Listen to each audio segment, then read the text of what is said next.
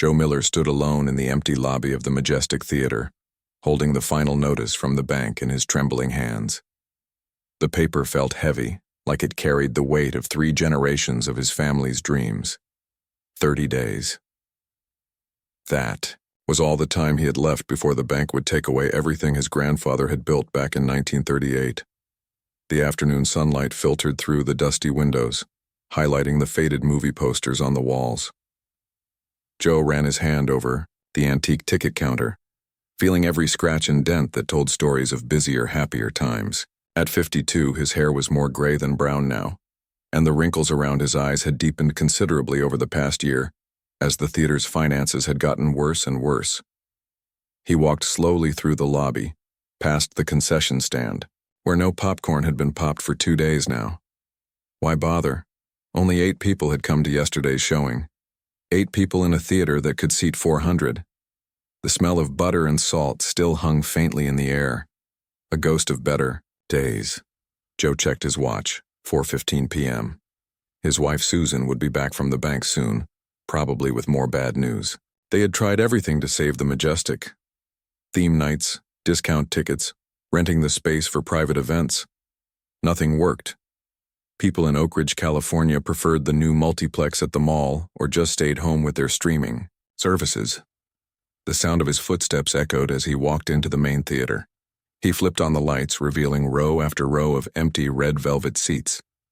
The Majestic wasn't just any movie theater. It was a true movie palace from Hollywood's golden age, with hand-painted ceiling murals of clouds and stars, ornate gold trim around the large screen, and real curtains that opened before each show.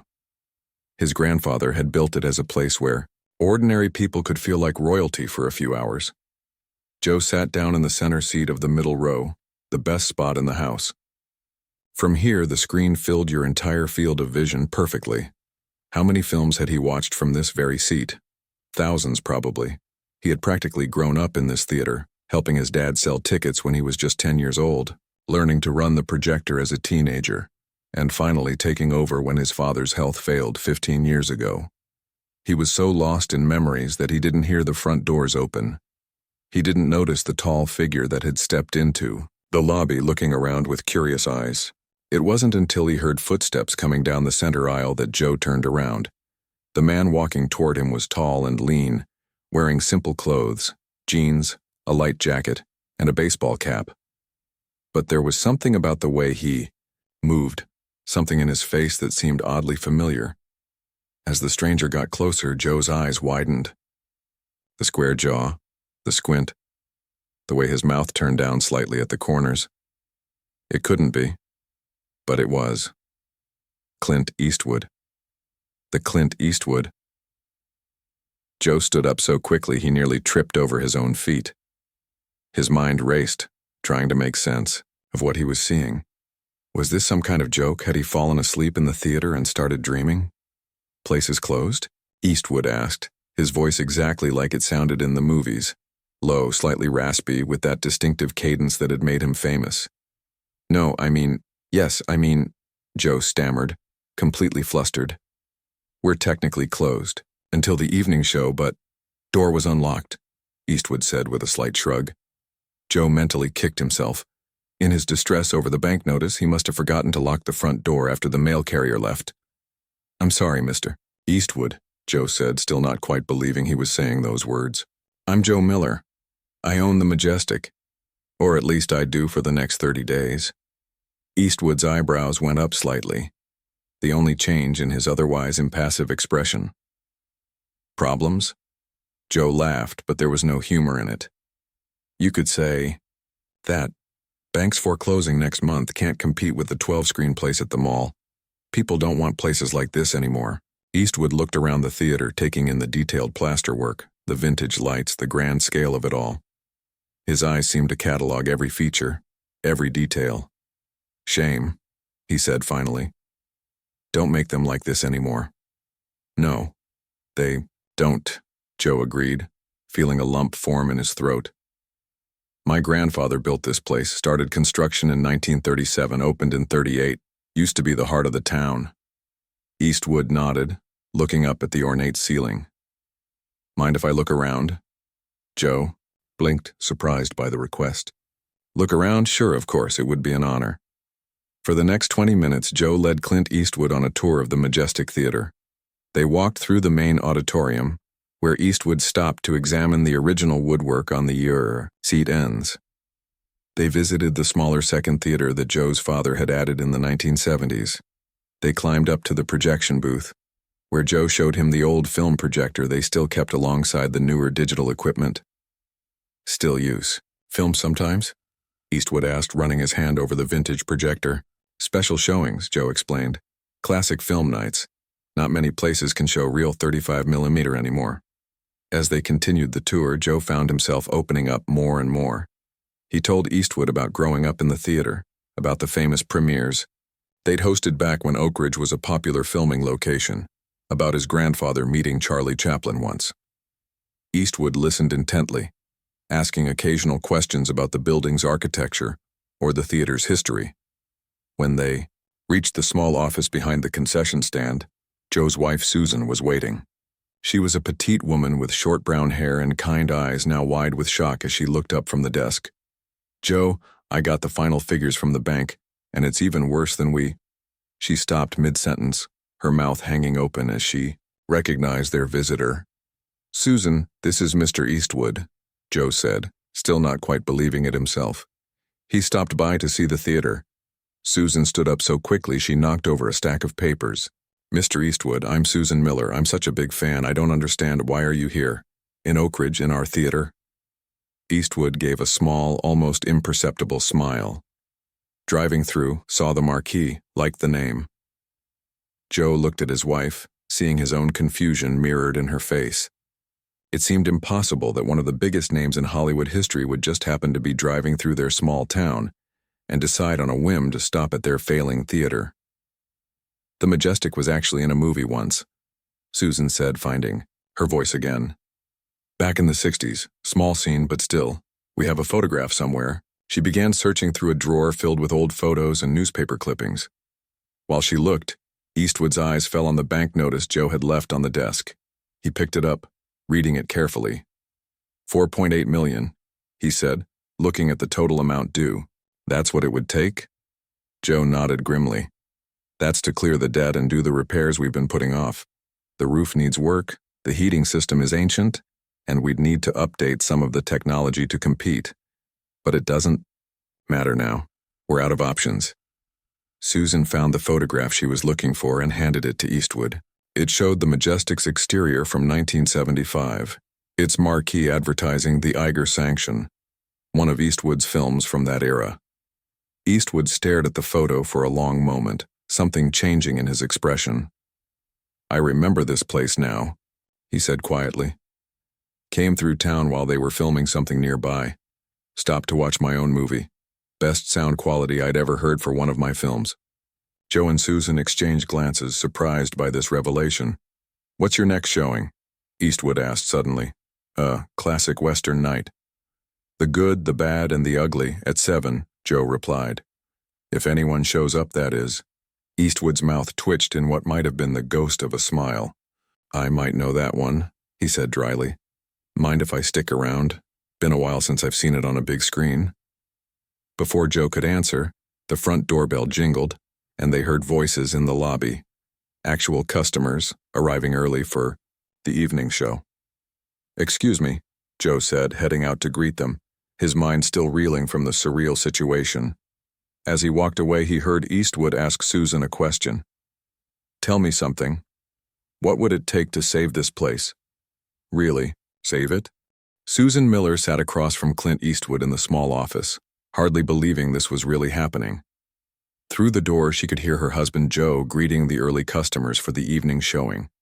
The famous director and actor was looking at her with those intense eyes, waiting for her answer about what it would take to save the Majestic Theater. Well, Susan began, finding her voice. It's not just about the money, though. That's a big part of it. This place needs someone who believes in it. She gestured to the photos on the wall showing the theater in its glory days. Movies are different now. People want those big multiplex theaters with reclining seats and food delivered to them. They've forgotten what makes a place like the Majestic special. Eastwood nodded slowly. Some things are worth saving, he said. History, craftsmanship, places with soul. Susan felt a surge of hope at his words. Maybe he understood. Exactly. This isn't just a building. It's part of this town's heart. My father-in-law used to tell stories about how during World War II, the whole town would gather here for the newsreels. People proposed to their wives here. Children saw their first movies here. When our son Billy was little, he thought the stars on the ceiling were real. She paused, embarrassed by her sudden passion. I'm sorry, I don't mean to go on like this. Don't apologize, Eastwood said. Care is good, not enough of it these days. Joe returned to the office looking surprised to find them still talking. We've got 12 people already, he said with a small smile. Word must be getting around. That we're showing a classic tonight. Eastwood stood up. Should look at the rest of the building, the parts most people don't see. For the next hour, Joe and Susan showed Eastwood the hidden parts of the Majestic. They explored the backstage area from the days when the theater hosted live shows before movies. They examined the aging electrical system, the leaky spots in the roof, and the old dressing rooms that had been converted to storage. Eastwood asked detailed questions about repair costs, energy bills, and attendance numbers. As they walked, Joe pointed out the original architectural details that had survived. Decades of use, hand-carved wooden decorations, custom light fixtures, and the original marble in the restrooms. My grandfather hired craftsmen from San Francisco to do all this work, Joe explained. He wanted the best, said that people deserved beauty in their lives, even if they couldn't afford fancy houses. Smart man, Eastwood commented. When they reached the theater's basement, Susan flipped on the lights to reveal rows of old movie posters, seats waiting to be repaired, and stacks of film canisters. We keep meaning to organize all this, she said apologetically. Some of these old posters might be worth something, but we never have the time. Eastwood moved toward a dusty poster for Dirty Harry, one of his most famous films. He studied it without expression. How long have you two been running this place? He asked. 15 years on our own, Joe answered. But I've worked here since I was a kid. My dad ran it before us and my grandfather built it. The Majestic has always been in our family. What about your kids? They interested in taking over. Someday. Susan and Joe exchanged a look. Our son Billy lives in Boston now, Susan said. He's a software engineer. He loves this place, but... Different world now, Eastwood finished for her. They made their way back upstairs. More customers had arrived for the evening showing. Several did double takes when they spotted Eastwood. But something in his demeanor, perhaps the way he kept his head down slightly or how Joe and Susan treated him like any other visitor, kept them from approaching. We should let you go, Joe said, checking his watch. I'm sure you have places to be. Thank you for taking an interest in our theater. Not done yet, Eastwood replied. Mind if I watch the movie? Joe blinked in surprise. You want to watch? Your own film? A hint of a smile appeared on Eastwood's face. Been a while, curious how it holds up. Susan hurried to prepare a special seat for him. The best in the house, naturally. As word spread that Clint Eastwood himself was in the theater, more people began to arrive. Phones rang as friends called friends. By the time Joe was ready to start the film, nearly 100 people had filled the seats, their biggest crowd in months. Joe made his way to the front of the theater. He rarely did introductions anymore, but tonight was special. He tapped the microphone and the murmuring crowd fell silent. Good evening, everyone, he began, his voice echoing in the space. Welcome to the Majestic Theater. Tonight we're showing The Good, the Bad, and the Ugly, one of the greatest westerns ever made. We're honored to have a special guest with us tonight, though he's asked not to make a big fuss about it. All eyes turned to where Eastwood sat, attempting to be inconspicuous despite being one of the most recognizable men in the world. He gave a small nod of acknowledgement as a wave of excited whispers swept through the audience. Please enjoy the film, Joe concluded. And remember, this is what movies are supposed to be. Not watched on a phone, not paused every 5 minutes, but experienced together on a big screen the way the filmmakers intended. As Joe dimmed the lights and the iconic opening notes of Ennio Morricone's score filled the theater, he felt a moment of pure happiness. For tonight at least, the Majestic was alive again. The film played to an attentive audience. Joe watched from the back, noticing how Eastwood studied not just the movie, but the reactions of the people around him. When the famous three-way standoff scene played, the tension in the room was palpable. This was movie magic at its finest. After the film ended and the lights came up, people lingered, hoping to catch a glimpse of Eastwood or perhaps get an autograph. But he had quietly slipped out during the credits and was waiting in Joe's office when the owners finally made their way back there. "Good crowd," Eastwood said as they entered. "Best we've had in months," Joe admitted. "Having you here helped, of course. Not me."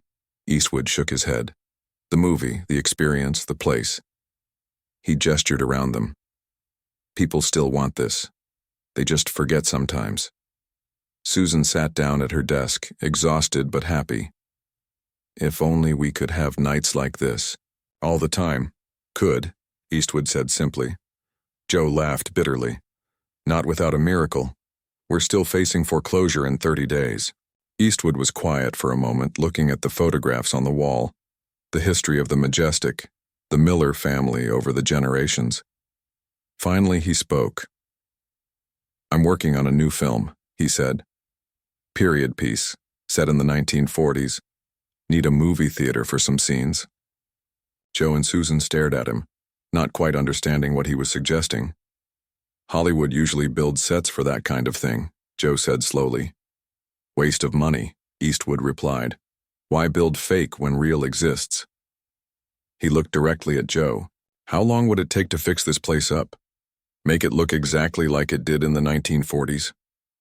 Susan's heart began to race as she realized what was happening. "You want to use the Majestic in your film?" Eastwood nodded. "Could be good for both of us. You get repairs done, publicity. We get authentic location, tax breaks for historic preservation." Joe sat down heavily in his chair. "Mr. Eastwood, that's incredibly generous, but even if you paid rental fees for filming, it wouldn't come close to what we need to save this place." "Wasn't finished," Eastwood said, a hint of impatience in his voice. "Need to talk numbers, need to see paperwork. Need to meet with your bank." He checked his watch. "Tomorrow morning work for you?" Susan reached for Joe's hand, squeezing it tightly. "Are you saying you want to help us save the Majestic?" she asked, hardly daring to hope. Eastwood stood up, putting on his jacket. "Saying I want to see if it's possible." He headed for the door, then paused. "Place like this deserves a fighting chance. See you tomorrow, 9 a.m.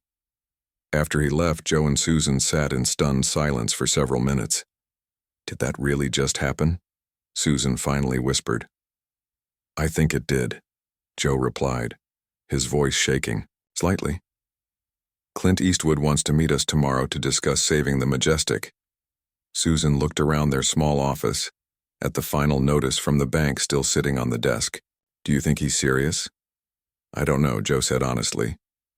"But I do know one thing. Clint Eastwood doesn't strike me as a man who wastes his time. If he's coming back tomorrow, he means business."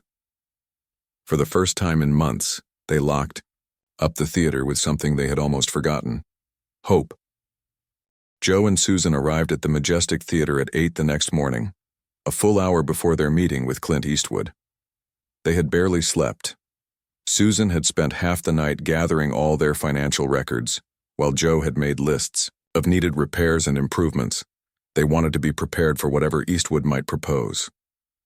"Do you think he'll really show up?" Susan asked as she arranged papers on her desk. She wore her best dress, the blue one she saved for special occasions, and had even put on makeup, something she rarely bothered with for work at the theater. "I don't know," Joe admitted. He had shaved carefully and put on a tie for the first time in months. "Part of me thinks yesterday was just a dream." At exactly 9 o'clock, they heard a car pull up outside. Joe peeked through the blinds and saw a simple black SUV. Clint Eastwood stepped out, wearing a light jacket and carrying a leather briefcase. He wasn't alone. A younger man in a suit followed him, carrying a laptop case.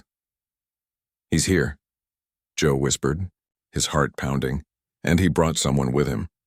Moments later, Eastwood entered the office introducing his companion as Peter Kelly, his financial advisor.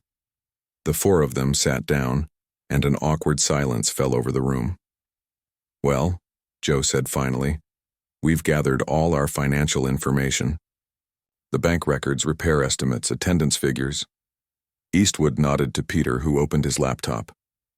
"Show us," Eastwood said simply. For the next hour, Joe and Susan laid out the full, sad story of the Majestic's decline. They explained how the theater had been profitable until about 10 years ago, when the big multiplex opened at the mall. They showed how they had taken out loans to update the projection equipment and sound system, hoping to compete. They detailed their efforts to cut costs and attract new customers.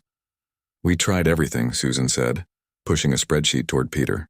"Theme nights, discount tickets for students, even renting the space for private events. Nothing worked. People just don't value places like this anymore." Peter reviewed their numbers carefully, occasionally showing something to Eastwood, who would nod or frown slightly. The older man said very little, but his eyes took in everything. "What about the building itself?" Eastwood asked eventually. "Who owns it?" "We do," Joe answered. "Or at least we did. The bank technically owns most of it now because of the mortgage." Peter looked up from his laptop. "And if the debt was cleared, would there be any other claims on the property?" Joe and Susan exchanged a confused glance. "No," Joe said slowly. "It would be ours free and clear. But we're talking about nearly $5 million. We could never—" "What would you do?"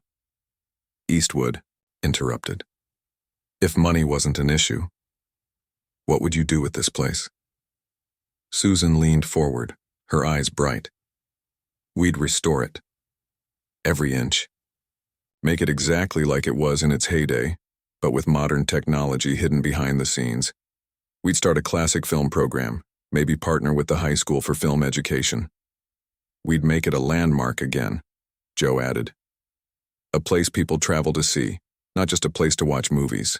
Eastwood nodded as if that was exactly what he wanted to hear. He turned to Peter. "Show them." Peter turned his laptop around.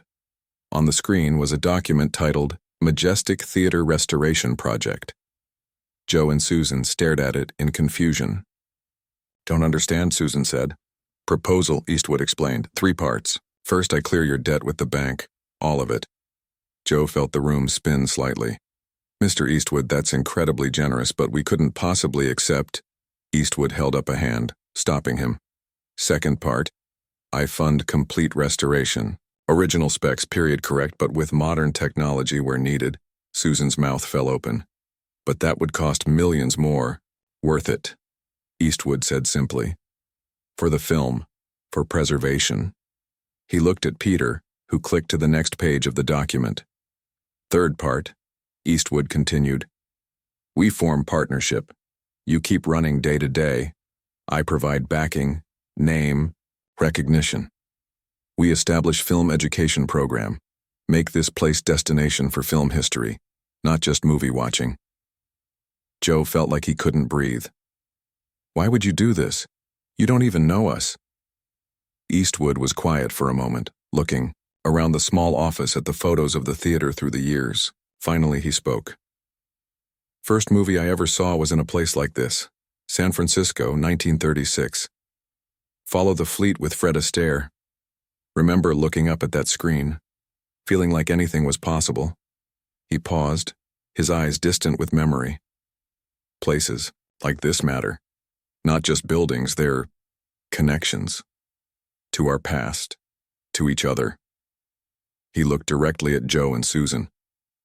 "Too many of them gone already. Don't need to lose another." Susan wiped tears from her eyes. "This is too much. We can't let you spend that kind of money on our little theater." "Not charity," Eastwood said firmly. "Investment. Good business. Your family built something worth saving. I have means to help save it. Simple as that." Peter cleared his throat. "Mr. Eastwood would like to use the Majestic as a primary location for his next film. The restoration would need to be completed before filming begins, 6 months from now. Additionally, the theater would be featured prominently in the film's marketing, which would bring national attention to the Majestic. We'd be in the movie? Joe asked, still trying to process everything. The theater would, Peter clarified. Mr. Eastwood also proposes establishing the Majestic Film Foundation, which would provide film education for young people and preserve the art of traditional filmmaking. Joe sat back in his chair, overwhelmed. I don't know what to say. Say yes, Eastwood suggested, the hint of a smile on his face. Susan reached for Joe's hand. Could we have a moment to discuss this privately? Eastwood nodded. He and Peter stepped outside, leaving Joe and Susan alone in the office. This can't be real, Joe whispered once the door closed. Things like this don't happen in real life. But it is happening, Susan said, squeezing his hand. Joe, this is everything we've dreamed of, a chance to save the Majestic, to make it what it should be. But what's the catch? There has to be a catch. Susan shook her head. I don't think there is one. I think he genuinely cares about preserving places like this. And using it in his film is smart business for him, too. Joe looked at the papers spread across the desk, all their failed plans and desperate measures from the past few years. Then he looked at Peter's laptop, still open to the proposal. We'd be partners with Clint Eastwood, he said, the idea finally sinking in. The Majestic would be in a major Hollywood film. And it would be saved, Susan added softly. Your grandfather's legacy would continue. Joe took a deep breath and nodded. They called Eastwood and Peter back into the office. We accept, Joe said simply, and we can't thank you enough. Eastwood nodded, satisfied. Good decision. Now comes the work. He turned to Peter. Call the bank. Set up meeting for this afternoon. Peter nodded and stepped away to make the call. Eastwood turned back to Joe and Susan. Need to see every part of the building again, he said. Need photos. Original. Blueprints if you have them. Need to start planning restoration immediately. The rest of the morning passed in a blur of activity. Peter made calls to lawyers and contractors. Eastwood examined every corner of the theater, taking notes and occasionally making quick sketches. Joe found his grandfather's original blueprints, in the basement, preserved carefully in an old tube.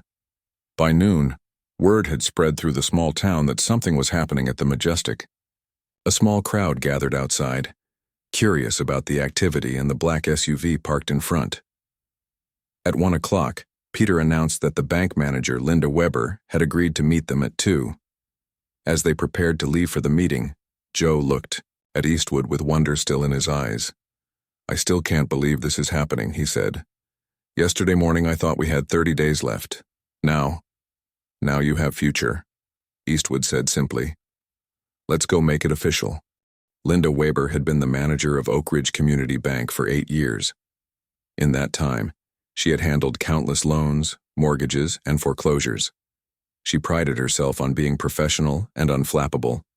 But when her assistant told her that Clint Eastwood was waiting in her office, she nearly spilled coffee all over her desk.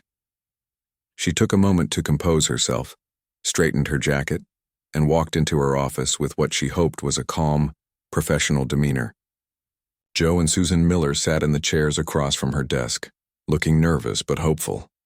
Beside them sat Clint Eastwood himself, looking exactly like he did in the movies, only older and somehow more imposing in person. A younger man in an expensive suit stood nearby holding a briefcase. Mr. Eastwood, Linda said, extending her hand. I'm Linda Weber. This is quite a surprise. Eastwood shook her hand firmly. Appreciate you meeting on short notice. Linda sat down behind her desk, trying to make sense of this strange gathering. My assistant said this is about the Majestic Theater? Yes, Joe said quickly. As you know, we're facing foreclosure, but Mr. Eastwood has a proposal that might change things. The younger man stepped forward. I'm Peter Kelly, Mr. Eastwood's financial advisor. We'd like to discuss settling the Miller's debt in full and establishing a new business arrangement regarding the Majestic Theater. Linda blinked in surprise. Settle the debt? You mean the full amount? Nearly $5 million? Yes, Peter said calmly. Mr. Eastwood wishes to clear all outstanding debts on the property as part of a business investment. For the next 30 minutes, Peter explained Eastwood's proposal while Linda listened in growing amazement. The plan involved not just paying off the debt but investing millions more in restoring the theater to its original glory.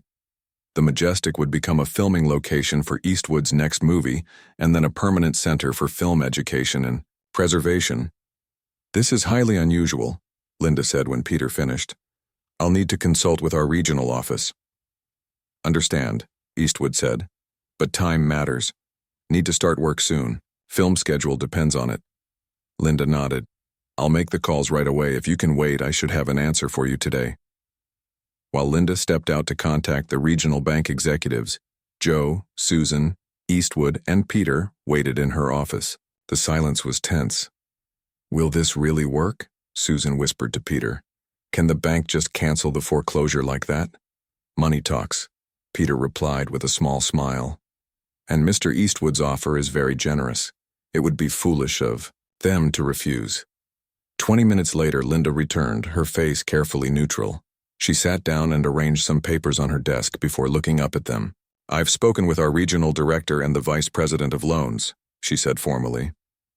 Given the unusual nature of this situation, they had to consult with the bank president as well. Joe held Susan's hand tightly, preparing for bad news. "The bank has agreed to accept Mr. Eastwood's offer to settle the Majestic Theater's debt in full," Linda continued, allowing herself a small smile. "We can process the paperwork immediately." Susan let out a small cry of joy and squeezed Joe's hand. Joe himself seemed unable to speak, just nodding his head repeatedly. "There's more," Linda added. "Given Mr. Eastwood's involvement and the potential economic impact on Oak Ridge, the bank would like to offer favorable terms on any future loans needed for the restoration project. Won't be necessary," Eastwood said. "Paying cash." Linda's eyebrows rose slightly. "I see. Well, in that case, let's proceed with the debt settlement." Peter opened his briefcase and removed a check. He slid it across the desk to Linda. She looked at it, her professional composure finally cracking as she saw the amount, $5,000. This covers the full debt with a considerable surplus," she said, looking up in surprise. "Extra for new equipment," Eastwood explained. "Digital projectors, sound system, whatever they need." Linda nodded and began processing the paperwork. She worked. She couldn't help glancing occasionally at Eastwood, still amazed that this Hollywood legend was sitting in her small-town bank office, writing million-dollar checks as casually as if he were paying for lunch. An hour later, the deal was done. Linda handed Joe a folder containing the official documents showing the Majestic Theater was now completely free of debt. "Congratulations, Mr. and Mrs. Miller," she said with a genuine smile. "The Majestic is yours again, free and clear." Outside the bank, a small crowd had gathered, word having spread through the town that Clint Eastwood was inside. As the group emerged, people began taking photos with their phones and calling out to the famous actor. Eastwood nodded politely to the crowd but didn't stop to sign autographs or take pictures. Instead, he turned to Joe and Susan. "Need to talk about next steps. Not here." They returned to the Majestic, where Peter spread out papers on a table in the lobby. The next 2 hours were filled with discussions about contractors, restoration experts, and timeline goals. Eastwood was surprisingly knowledgeable about historical architecture and was firm about keeping the restoration authentic to the theater's original 1938 design. "My production team will be here next week," Eastwood said. "Need to start filming exterior shots before restoration begins. Inside work starts after that." "How long will the restoration take?" Joe asked, still trying to wrap his head around everything that was happening. 6 months, Peter answered. "We'll need to close the theater during that time, of course." Susan looked worried. "But how will we live without the theater's income? Small as it is, we depend on it." "Covered," Eastwood said. "You'll be paid as consultants during restoration. Fair salary." Peter nodded. "We've factored that into the budget. Also, Mr. Eastwood would like you both to have small roles in the film. Just background parts, but it comes with standard Screen Actors Guild day rates." Joe laughed in disbelief. "You want us to be in your movie too?" Feels right, Eastwood said with a slight shrug. Your family built this place. Should be part of its story. As the afternoon wore on, more details were discussed and agreed upon. Peter drafted preliminary contracts for Joe and Susan to review with their lawyer. Eastwood made calls to his production team, setting things in motion. By early evening, the lobby of the Majestic had transformed into a makeshift production office. Maps of Oak Ridge were pinned to walls. Samples of fabrics and paint colors for the restoration were spread across tables. Peter's laptop showed digital mock-ups of what the restored theater would look like. Joe stood in the middle of it all, watching, in amazement as his family's struggling theater suddenly became the center of attention for a Hollywood production. He caught Susan's eye across the room where she was showing old photographs of the theater to one of Eastwood's assistants who had just arrived. She gave him a tearful smile that said everything. Their dream wasn't dying after all. As the sky darkened outside, Eastwood approached Joe. Getting late, need to make arrangements for next few days. Hotel in town any good? Joe shook his head. Not really. There's a decent one in the next town over, about 20 minutes from here. Eastwood nodded thoughtfully. Be here early tomorrow. Start work on restoration plans. Mr. Eastwood, Joe said, finally finding the courage to ask the question that had been on his mind all day. Why are you really doing this? There must be dozens of old theaters you could use for your film. Why choose the Majestic? Why go to all this trouble? Eastwood looked around the lobby with its faded grandeur and then back at Joe. Told you. First movie I saw was in a place like this, changed my life. He paused, then added quietly, some debts you can't repay, but you can pass them forward. With that cryptic statement, he nodded goodbye and walked out, leaving Joe to wonder about the mysterious turn his life had taken. Just 2 days ago, he had been ready to lose everything. Now, thanks to a chance visit from a Hollywood legend, the Majestic Theater wasn't just saved. It was about to become famous. 6 months passed in a whirlwind of activity. The Majestic Theater, once fading into obscurity, became the center of attention in Oak Ridge. Each morning, residents would gather across the street to watch the progress as workers carefully restored the historic building. Local newspapers and television stations ran regular stories about the famous Hollywood director who had appeared out of nowhere to save a small-town treasure.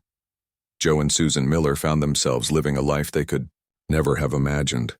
As consultants on the restoration project, they worked closely with the team of specialists Eastwood had brought in. Every detail of the theater was carefully restored to match the original 1938 design, from the ornate ceiling murals to the hand-carved wooden decorations in the lobby. Yet behind the scenes, state-of-the-art technology was installed, the best projection and sound equipment money could buy, hidden lighting systems, and modern heating and cooling that wouldn't detract from the historic appearance. Eastwood himself visited the site at least once a week, often arriving unannounced to check on progress. He was always polite but demanding, insisting that every detail be perfect. The workers quickly learned that his quiet, measured way of speaking didn't mean he would accept anything less than excellence. He knows exactly what he wants, Susan told Joe one evening as they reviewed the day's progress. And somehow he makes people want to give it to him without ever raising his voice. During those 6 months, the Millers also found themselves unexpectedly in front of cameras. True to his word, Eastwood had given them small roles in his film, a period drama set partly in the 1940s. Joe played a ticket taker, while Susan appeared as a patron in several scenes. They spent 3 surreal days being directed by Clint Eastwood himself, surrounded by famous actors whose names they had only seen on movie screens before. Remember when our biggest worry was making the mortgage payment? Joe whispered to Susan during a break in filming. Now we're in a Clint Eastwood movie. As the restoration neared completion, Peter Kelly approached the Millers with news about the theater's future. Mr. Eastwood has been in talks with the American Film Institute, he explained. They're interested in making the Majestic an official, satellite location for special screenings and educational programs. That would be amazing, Susan said, her eyes wide. Students would come from all over. There's more, Peter continued. Several film festivals have expressed interest in holding events here, and 3 universities want to partner on film preservation programs. The Majestic was becoming more than just a restored theater. It was becoming a destination. Finally, after 6 months of intensive work, the restoration was complete. The theater was scheduled to reopen with a gala premiere of Eastwood's new film, The Last Picture Show, a title that Joe found ironically perfect, given how close the Majestic had come to showing its last picture for real. The night of the IRD premiere arrived on a perfect early summer evening. A red carpet stretched from the street to the Majestic's front doors. Spotlights crisscrossed the sky.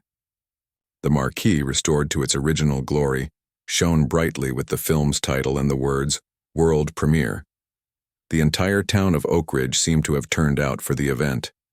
People lined the streets, hoping to catch a glimpse of the Hollywood stars who would be attending. Local businesses had closed early. The high school band played near the entrance. Inside, Joe and Susan waited nervously in the lobby, dressed in formal attire they had bought specially for the occasion. The theater looked magnificent. The red velvet seats, the gold trim, the painted ceiling with its stars and clouds. Everything looked exactly as it had when Joe's grandfather had first opened the doors in 1938. "I wish he could see this," Joe said quietly, thinking of his grandfather. "He would be so proud." "He can see it," Susan replied, squeezing his hand. "Through you." At 7 o'clock, the first limousines began to arrive. Famous actors, directors, and producers walked the red carpet, pausing to talk to the press who had gathered from all over the country. The people of Oak Ridge cheered each arrival, but they saved their loudest applause for Clint Eastwood. He arrived without fanfare, stepping from a simple black car rather than a limousine. He wore a classic tuxedo and was accompanied by his family. As cameras flashed around him, he spotted Joe and Susan waiting by the entrance and walked directly to them, ignoring the calls from reporters. "Big night," he said, shaking Joe's hand. "Theater looks good." "It's perfect," Susan replied, tears in her eyes. "We can never thank you enough." Eastwood shook his head slightly. "You did the hard part. Kept it alive all these years. I just helped with the rest." Inside, guests filled the seats of the main theater. A buzz of excitement filled the air. Joe and Susan were given seats of honor in the center row, right next to Eastwood and his family. As the lights dimmed, Joe felt a surge of emotion, remembering all the times he had sat in this very theater with his father and grandfather. The film was everything people had hoped for. A powerful story beautifully told, with the Majestic Theater itself playing a central role. The audience laughed, cried, and finally rose for a standing ovation as the credits rolled. When Eastwood's name appeared on screen, the applause grew even louder. After the film, a reception was held in the lobby. Champagne flowed as guests mingled and congratulated Eastwood on his latest masterpiece. Critics were already predicting Oscar nominations. But amid all the celebration, Eastwood once again sought out Joe and Susan. "Need to show you something," he said, leading them to a quiet corner of the lobby where a small bronze plaque had been installed on the wall. Joe leaned closer to read it. "The Majestic Theater, built 1938 by William Miller, saved 2025 by his grandson Joseph Miller and wife Susan Miller, a testament to the enduring power of cinema and community." Below these words was a quote. "Some things are worth saving. Clint Eastwood." Joe stared at the plaque, too moved to speak. Susan wiped tears from her eyes. "Thank you," she finally managed to say. "This means everything to us." Eastwood nodded, a rare full smile crossing his face. "One more thing." He reached into his jacket pocket and pulled out an envelope, handing it to Joe. "Opening night gift." Joe opened the envelope and pulled out a document. As he read it, his eyes grew wide. This is a trust fund. For the theater," Eastwood explained. $2 million. Ensures Majestic stays open, stays independent. Forever." Susan gasped. "Mr. Eastwood, you've already done so much." "Insurance policy," he said simply. World changes, streaming, digital, whatever comes next. This place should still be here. People need real movie theaters, need places to share stories together. He looked around at the crowded lobby, at the faces of people enjoying this historic space that had nearly been lost. My career about telling stories, he said quietly. This place tells one too. Good story. Worth keeping alive.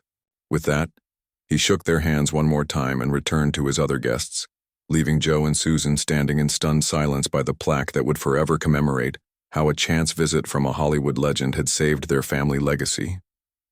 The months and years that followed, the Majestic Theater thrived as never before. Film students came from around the world to study there. Famous directors held special screenings of their work. The education program Eastwood had established gave hundreds of young people their first chance to learn about filmmaking. And every year, on the anniversary of the day Clint Eastwood first walked through their doors, Joe and Susan would host a special screening of one of his films.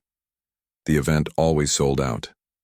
People would ask them again and again to tell the story of how it all happened. The day Clint Eastwood showed up uninvited and wrote a check that saved not just a building, but a piece of American cinema history, Joe would always end the story the same way. Sometimes help comes from the most unexpected places, and sometimes the most unexpected stories turn out to be true.